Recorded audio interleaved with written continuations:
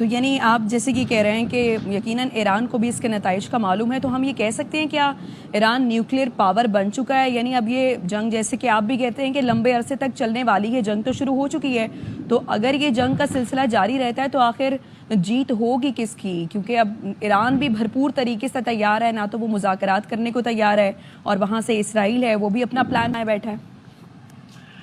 جی بالکل. اب دیکھیں نا جس طریقے سے اب غزہ والا معاملہ ہے تو اس میں اب کیا کہا جائے کہ یہ جیت کس کی ہوئی بھائی؟ تو ایک طرف اسرائیل یہ دعوے کر سکتا ہے کہ ہم نے اتنا کلومیٹر اور لے لیا، اتنا کلومیٹر اور لے لیا، اتنا بندہ اور مار دیا، اتنے بچے اور مار دیے، اتنی بیٹیاں اور شہید کر دیں، لیکن اسرائیل جیسی طاقت بھی آج تک اس خطے پہ اپنا تسلط تو نہیں جما سکی نا. یہ تو بہت دور ہے نا ابھی تک اس ریالٹی سے. تو مسئلہ یہی ہوتا ہے، اسی لیے جنگ کی مخالفت کی جاتی ہے کہ جنگ میں ہار اور جیت، جنگ میں جیتا کون ہارا کون، یہ سارے سوالات بہت ادھورے رہ جاتے ہیں. اور اس سوال کے جواب تک پہنچنے سے پہلے بہت سارا خون، بہت سارا بارود، بہت ساری لاشیں، بہت ساری آہیں، بہت ساری سختیاں ہوتی ہیں جو کہ کسی کی بھی خواہش نہیں ہونی چاہیے. لیکن اب کیا کیجئے کہ اب یہ دنیا کا مطلب عالمی امن کے ٹھیکیدار جو بنتے ہیں وہ لوگ ہیں جن کی امن کی ڈیفینیشن یہ ہے کہ ہماری مخالف کوئی آواز اس دنیا میں نہ جی پائے اور وہ آگے بڑھے. تو اگر یہ معاملہ آگے چلتا ہے تو ظاہر ہے یہ تو پھر معاملہ کسی بھی طرف جا سکتا ہے، اور اس پہ ظاہر پریڈکٹ کرنا مشکل ہے کہ یہ معاملہ پھر حتماً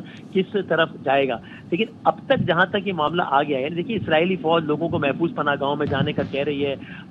ایران نے کہا کہ ہم ان بندرگاہوں پہ حملے کریں گے اور وہ حملے ہو رہے ہیں. تل ابیب میں ساری صورتحال ہے. یہ اٹ سیلف یہ مناظر بہت شرمندگی کے مناظر ہیں تل ابیب کے لیے، اسرائیل کے لیے، اس لیے کہ دوسری طرف تو وہ ملک ہے جو ون وے اور اندر اسرائیلی برادریت کا نشانہ بن ہی رہا ہے. تو ایران کے لیے جو کچھ ہو رہا ہے یہ نیا نہیں ہو رہا، it has just change its form, ورنہ وہ تو پہلے بھی رہا ہے. آج سے سالوں پہلے ایران کی سڑک پر راہ چلتے ایک سائنسدان کو ایک روبوٹ کے ذریعے اسرائیل نے نشانہ بنایا. یہ میں آپ کو فلمی داستان نہیں بتا رہا ہوں، یہ بی بی سی اور دنیا کے جرائد بھرے پڑے ہیں. تو ایران کے لیے it has just change its form. For Israel it is something new. Israel نے کبھی تصور نہیں کیا ہوگا کہ اس کی فضا میں اس کے دفاعی نظام کو چیرتے ہوئے جو ہے وہ میزائل زمین پہ آ کے لگیں گے. تو پھر اب یہ معاملے کو اسرائیل جہاں پر لے کر آیا اس میں اس کے لیے بھی بہت کچھ سرپرائز ہے. تو وسیم یقیناً اس سے پہلے بھی ہمیں معلوم تھا کہ اسرائیل امریکہ کی تو سنتا ہی ہے. صدر ٹرمپ اس سے رابطے میں بھی ہیں، صدر ٹرمپ نے ان کا ساتھ بھی دیا جب پہلے ایران کی جانب سے جب ایران نے حملہ کیا تھا، ریٹیلیٹ کیا تھا، تو صدر ٹرمپ امریکہ نے ہی ساتھ دیا تھا اور اس کے فضائی جو ڈرونز تھے، فضائی میزائل تھے، اس کو ناکارہ بنایا تھا. تو جب امریکہ کی اتنا سنتا ہے اسرائیل، تو اب امریکہ ہی اسرائیل جنگ روک سکتا ہے، آپ یہ سمجھتے ہیں؟ میں یہ سمجھتا ہوں کہ ایسا وہ اس صورت میں کرے گا جب اسے یقین ہو جائے گا کہ یہ معاملہ کہیں اور ہی نہ چلا جائے، یہ معاملہ بالکل ہی ہاتھ سے نہ نکل جائے، یہ اسرائیل کو ناقابل تلافی نقصان ہی نہ پہنچ پائے، نہ پہنچ جائے گی.